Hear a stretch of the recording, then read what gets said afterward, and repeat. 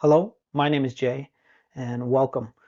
Normally, I make videos about real estate, but today I'm doing something very different, and I have my notes here so that I don't get off track, but mostly I'm just going to try and talk. So, this video is about making friends in Newfoundland, but it's much more than that. You're going to be able to take some of this advice and apply it to any part of life where you want to make friendships. I'll be exploring the nature of making friends, understanding yourself better, and I'm going to share a formula for making deep friendships. So, why is Newfoundland different than maybe other places like a large city like Toronto, Vancouver, etc.? Well, it's a small, tight-knit community because the population isn't very big here. It's isolated from the mainland.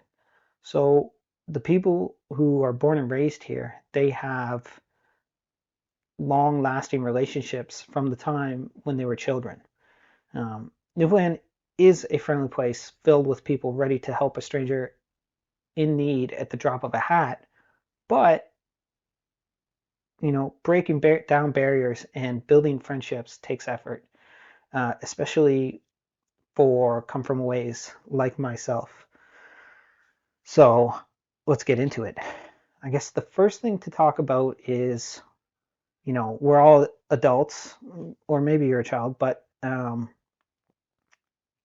when you become an adult, building friendships is so much harder because as a child, you are automatically thrown into environments where you're being exposed to new people all the time, and you are generally building friendships unconsciously. Now, as an adult, your life has become more complex, other people's lives have become more complex, and you may need to consciously make an effort to build a friendship.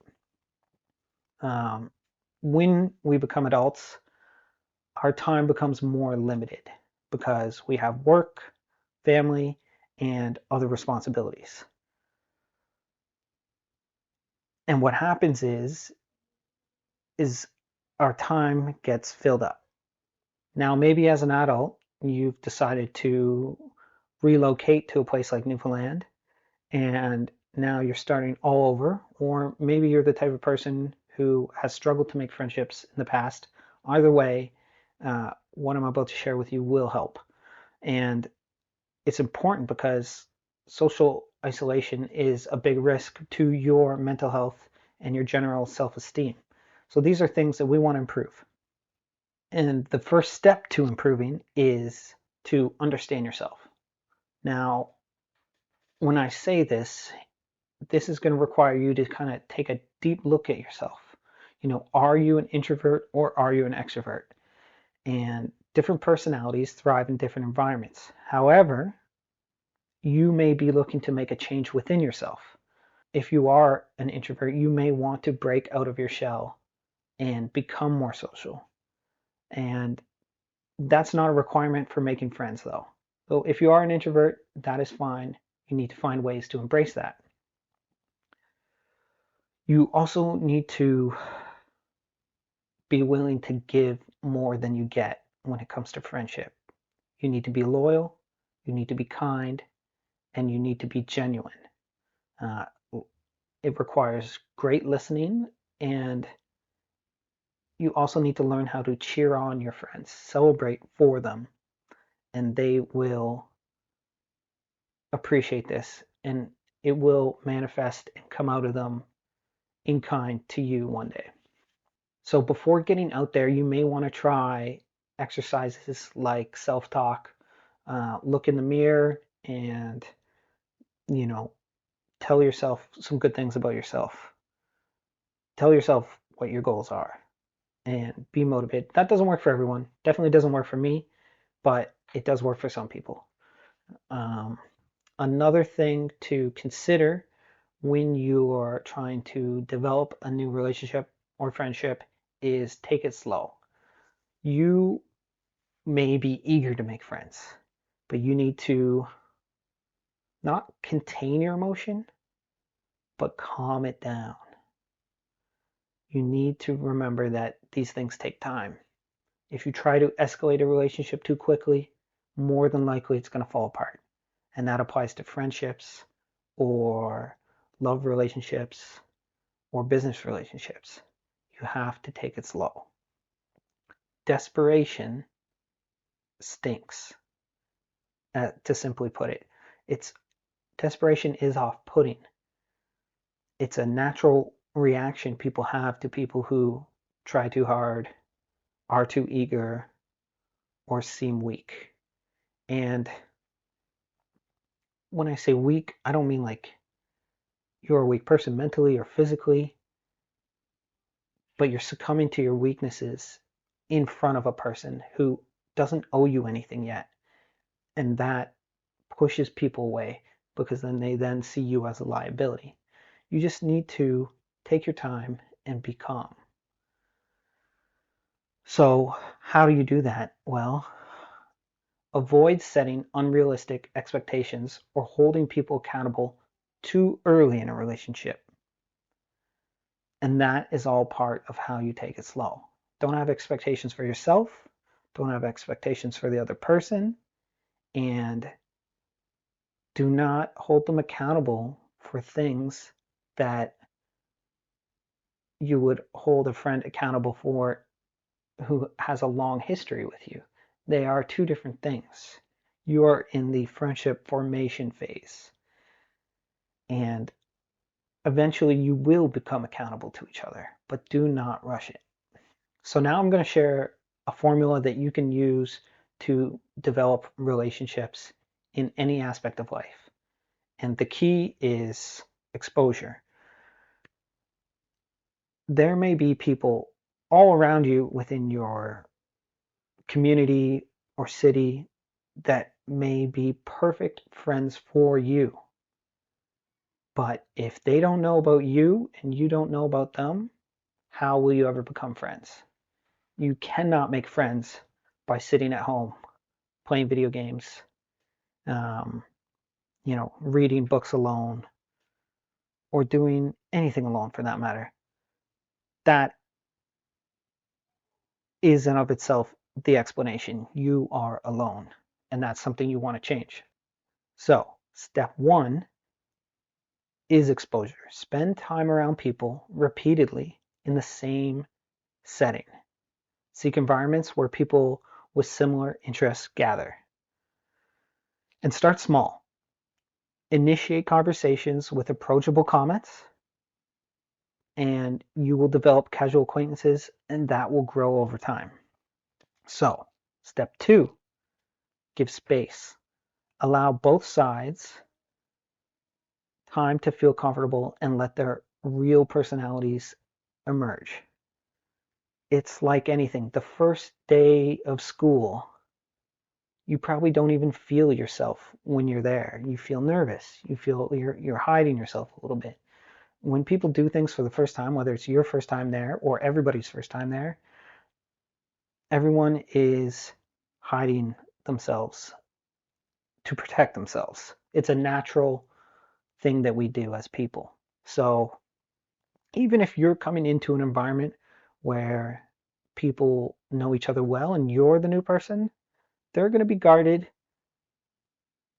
from you just as much as you're going to be guarded from them. And all you need to do is allow time. When you return to this group next week and the week after, little bits of your personalities will start to come out. So step three is find common ground. So you're in a group of maybe 10 people and you found one or two people that you might be gravitating towards, which is a good thing. And gravitation comes from identifying shared interests, shared humor, and shared values. And humor, I think, is maybe the most important of those three because it's one of those things in life that it's so powerful.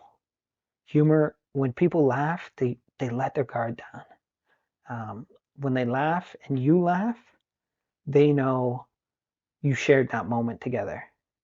And, it's quick. It can happen. It's here and it's there. It's gone. But those stack up, those add up. The more times you can laugh with a person, the closer you will become.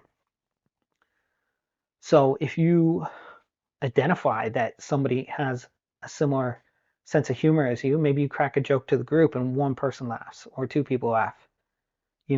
Maybe find a way to spend a bit more time with those people, because that's what it is. You need to allow that time for the relationship to grow.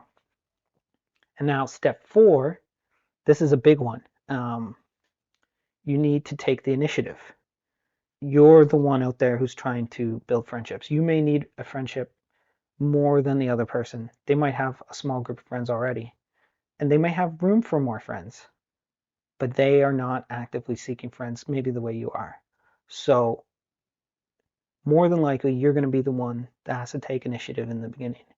And by that, I mean you need to take this friendship to a new setting beyond the thing that brought you there originally.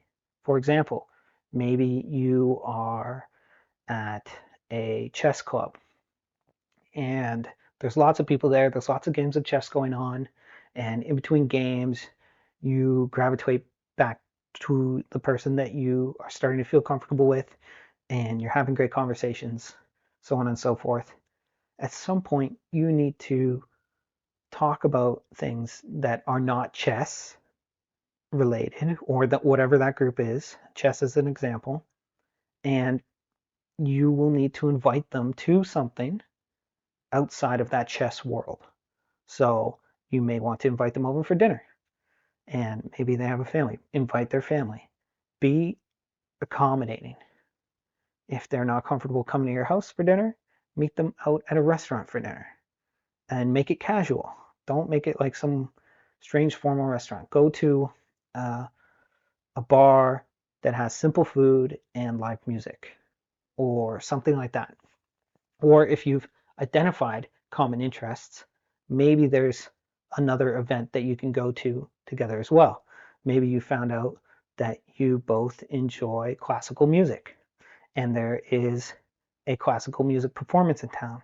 Invite them to it. Be like, hey, I want to go to this thing, but I don't want to go alone. Would you like to come with me? Boom. And as soon as they agree, that's a good sign. So now you're in another environment and you can continue to develop the relationship further. And finally, step 5 is reinvest. And by that, I mean you need to nurture this relationship over time. It's like a plant. You need to feed it and water it to keep it alive. Keep doing these things over and over again. See these people in many different settings and outings. Invite them into your home. That's a really good way for them to see a personal side of you, and they'll better understand you after it. So now I'm going to share with you a personal experience of my own. I am a CFA and I moved to Newfoundland 10 years ago, and I was fortunate to enter an environment that I was really comfortable with. I've been a chef since I was 16 years old, and I was moving to Newfoundland to take a head chef job at a restaurant. For any Newfoundlanders or anyone who's been here for a while, it was called The Reluctant Chef. It was a great restaurant. It's gone now, unfortunately. But in this environment, I was very comfortable. I was also the head chef, so I hired people not only that I knew could do the job, but also that fit in with the culture in the kitchen.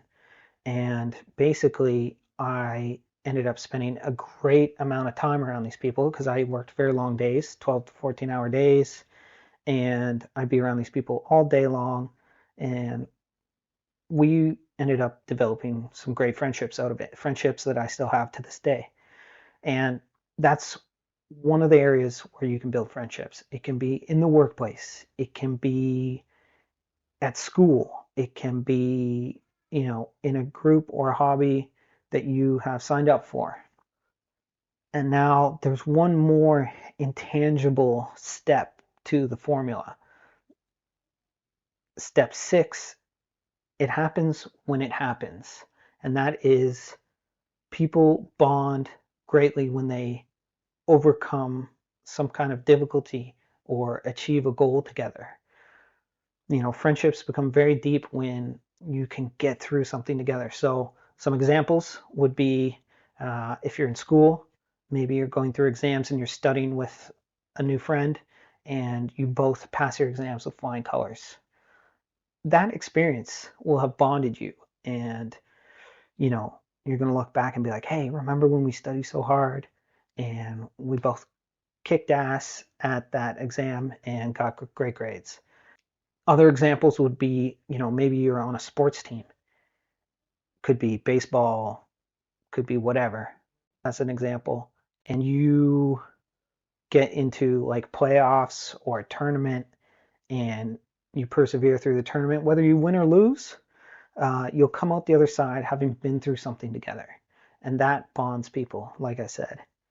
Um, and then for other examples, maybe you're part of a gardening group and you planted a garden with people. It's almost a metaphor, like a literal metaphor. You planted this garden with these people and it's growing and you all get to watch it grow and eventually you harvest fruits and vegetables from it. That will bring you together. And coming back to that place to harvest is going to bring you together. And the whole experience is going to be very deep and very fulfilling for everyone involved. So, yeah, that's my thoughts on the intangible element of a friendship. And these things, they are hard to plan. They kind of happen when they happen. A tournament happens when it happens. Um, and these special little moments happen when they happen. All right, so that's the formula. So, what are some Newfoundland specific things that you can do? Well, I would say embrace the local custom and cultures as best you can. These are things that are run through the whole culture here. So it's something that everyone has in common in a way. Like for example, if you're a CFA, most come from ways have been screeched in. Get screeched in. Go out, have a good time. Maybe you want to make some friends first and then go get screeched in. Whatever, that's fine. But it's an experience that everybody can talk about. Uh, Local music is really important to Newfoundlanders. The Irish heritage, they love that music. If you can embrace that, that's something that you can talk about with people or even participate in, especially if you're a musician. Um, and there's other local community nights. There's local foraging groups. There's a lot of local dishes like Chig's Dinner and things like that, that if you can participate in that in some way, whether it's at a community event or in someone's home, those are things that are going to be a common thread throughout most of the people living here. And the other thing is, again, take your time, be patient. Locals may take a little longer to warm up to you than outsiders because the outsiders or the CFAs are looking for much the same thing you are, so they might warm up to you quicker. Um, Now, if you're a new Canadian permanent resident or you're here on a student visa, there are lots of newcomer groups that you can connect with. There's if you're like, for example, if you're Indian, there's the mosque where you can, go and experience your religion and be surrounded by like-minded individuals. That's always good, but I wouldn't solely put all your eggs in one basket. Like if you are a new Canadian, it's good to connect with your community from abroad, but you also do want to entrench yourself in the community here. And that is something that will ultimately make us all one big community in the end, which is important because we all need to have one kind of shared experience. Okay, that's pretty much my thoughts with regards to all the conceptual stuff about how to make friends. So let's talk about some actionable ways to do that. And that's more or less joining a group, a sport, or whatever. So I got some examples. So for outdoor activities, there are hiking and walking groups, kayaking and canoeing, bird watching groups. There's definitely a few of those around, I know. Um, Maybe you want to join a gardening group. There are community gardens, and that is a great way to meet people. Sports, there's all sorts of sports in Newfoundland. There's squash clubs, which I'm a part of. I love squash, and I've met a lot of great people through squash and developed a lot of great friendships, which I'm proud of. There is soccer, volleyball, basketball, cricket. You can join a running club. You can do martial arts classes, and there are pickleball clubs that you can join. And there are hobby groups. So hobby groups would be things like book clubs, photography clubs, board games, chess clubs, Dungeons and Dragons. Maybe you're into Magic the Gathering. I know that a lot of the stores that sell, Dungeons and Dragons, Magic Gathering, things like that, they usually host events, game nights, where you can go and take your deck of cards down there and just get involved. Um, Another thing might be self-improvement groups. So I mentioned this briefly earlier. Maybe you're an introvert who is trying to break out of their shell and become more extroverted. So things like Toastmasters is a great club to get a part of, and that is where you practice your public speaking and presentation skills, and you do it in a big group format. So all these people are there for the same reason, and you practice giving speeches, and you socialize after, mix and mingle, so you'll make friends and develop a skill. Uh, there is yoga and meditation classes that might help improve your state of mind, language exchange groups, and of course there are support groups for people like Weight Watchers. Maybe you're trying to lose weight and meet people. Alcoholics Anonymous, if you need help giving up alcohol, that is something that you can look into. And now, goal-oriented classes like cooking classes. You can find cooking classes from chefs around town. Also, the grocery stores sometimes put on cooking classes like Dominion, Sobeys. Um, you can do writing groups, entrepreneur mastermind groups, DIY maker groups, and maybe programming boot camps, coding boot camps. People like to do those. So those are a bunch of examples of things that you can join. There's a lot more things out there. Maybe you already have interests that you are not utilizing to make friends, and you just need to get out there and go after it. So how do you do that? Get on platforms like Meetup, Facebook groups, check the local city kind of. Uh, so how do you do that? You need to get on platforms like Meetup, Facebook groups, and check your local community centers. Oftentimes, the city, like for instance, St. John's publishes I think it's a quarterly magazine called City Guide, and in it they kind of list a bunch of different clubs and activities that they provide in the various community centers. Things like guitar lessons, dance lessons. Um, there is a chess club that the city provides, and that is at the community centers. I also know there's a chess club at Bannerman Brewery, which might be more your jam. I got one thing I want to talk about briefly, and that is maybe you're not a drinker. Newfoundland culture is very much a drinking culture, and it's not for everyone. However, most of the examples that I gave do not involve drinking. Like if you're going to photography class, you are not drinking. If you're going to participate in a sport, the sport itself will not have drinking, but more than likely the social events afterwards will. But that is not a problem. Be confident in the fact that you don't drink. Some people are gonna bother you about it, but you just gotta ignore them. Um, a lot of the pubs and breweries around here nowadays have non-alcoholic options, and nobody will even know if you just go up quietly, get a drink, and come back. If you're holding a non-alcoholic beer, how are they gonna know? Yeah, I think that was an important thing to talk about because it's not drinking's not for everyone. Um, so I guess the key takeaways are making friends takes effort, but is entirely possible. You need to be persistent and consistent. Don't let small social setbacks, you know, stop you from getting out there.